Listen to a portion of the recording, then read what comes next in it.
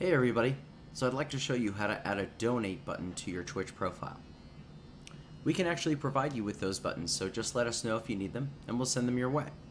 Alright, so let's start at streamlabs.com. Click login with Twitch. We'll go to the dashboard. Once we're there, we're going to click donation settings. Click PayPal. And then enter in the PayPal email address that you use for your PayPal account you'd like your donations to go to. Click submit. That is it. Now you'll see a URL up here, and that's the URL you want to copy.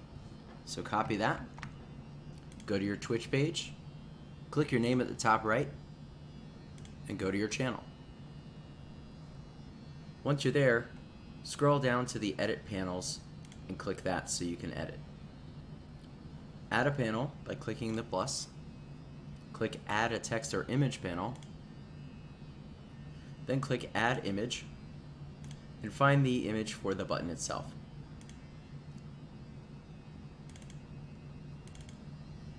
Grab the donate button, click done, and then under image links to, paste the link from Streamlabs and click submit.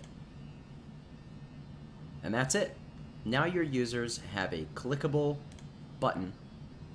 When they click it, it'll take them straight to your donate page. That's it. Have fun.